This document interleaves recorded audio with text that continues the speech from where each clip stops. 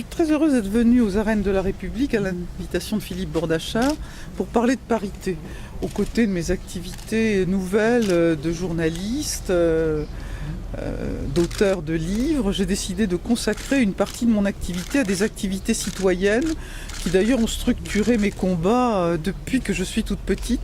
Et le combat pour la parité en est un. J'ai pas oublié que j'ai été à la tête, la première présidente de l'Observatoire de la parité, et qu'ainsi nous avons écrit la loi paritaire qui a ensuite été votée par le Parlement. Et que je suis l'avant-dernière, la dernière ministre en charge du droit des femmes. C'est très important d'en parler aux jeunes. Parce qu'il m'arrive souvent d'aller à la rencontre de lycéens, de collégiens, d'étudiants. Et je suis très surprise de voir qu'ils saluent mon action, très gentiment d'ailleurs en général. Et ils me disent, bon, maintenant c'est réglé, hein. Nous la parité on l'a, tout est acquis. Ils n'ont pas le sentiment, à travers leur cursus scolaire ou universitaire, qu'ils ont été l'objet de discrimination. Je leur dis attention, la discrimination c'est quelque chose qui existe, qui perdure, qu'à voir les différences de salaire entre les hommes et les femmes, les parcours de carrière, le cantonnement dans un certain nombre de filières, pour se rendre compte que ces combats sont encore à mener. Je dis en particulier aux jeunes filles, vous êtes là, vous avez le sentiment que non seulement vous êtes les égales des hommes, mais que bien souvent dans vos cursus, vous leur êtes supérieurs. C'est vous qui êtes en tête de promo. Et puis dans 10 ans, vous allez poser les valises et vous allez vous dire, tiens, c'est bizarre, ce type qui était derrière moi, il gagne 1000 ou 2000 euros de plus que moi et il est mon patron. Mais qu'est-ce qui s'est passé? Pourquoi est-ce que j'ai baissé la garde? Donc c'est ça aussi que je suis venue dire, c'est pour cela que je suis venue plaider ici dans les arènes de la République. Et puis c'est mon amie Fabienne, la brette ménager, qui m'avait dit « Tu ne peux pas ne pas être là ».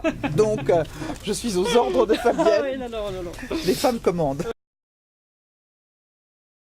Ah, je n'ai ni regret ni remords. Ce n'est pas que je n'aime pas la politique, mais vous savez, quand on a fait de la politique pendant 30 ans, comme je l'ai fait, ma première élection c'est 1982, j'estime qu'il y a des tas de gens qui peuvent faire de la politique et que, voilà, je fais autre chose maintenant.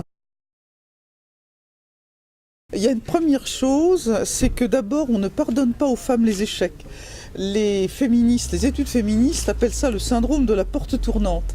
C'est-à-dire quand une femme sort de la politique, elle n'y revient pas. Alors qu'un homme peut très bien capitaliser sur ses échecs, une femme ne le peut pas. On ne lui pardonne pas ses échecs. Donc effectivement, les carrières des femmes sont plus courtes. Pour cette raison.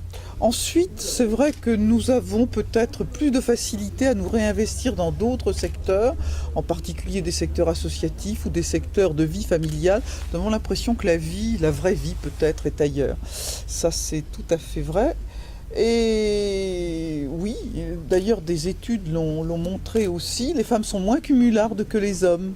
Elles ont moins une approche carriériste de la carrière politique. Nous avons travaillé avec Lionel Jospin dans une commission pour la transparence et la déontologie de la vie politique, dans une commission que le président de la République avait voulu paritaire. Nous avons rendu fin octobre des travaux. Et il y avait un chapitre très important qui était consacré à la déontologie de la vie publique. Je remarque d'ailleurs que les propositions qui fleurissent ça et là dans un certain nombre de cénacles politiques, gouvernementaux de l'Assemblée nationale reprennent mot pour mot le travail qu'on avait fait. Eh bien, au travail, prenons les travaux de notre commission et vous allez voir qu'on va bien avancer.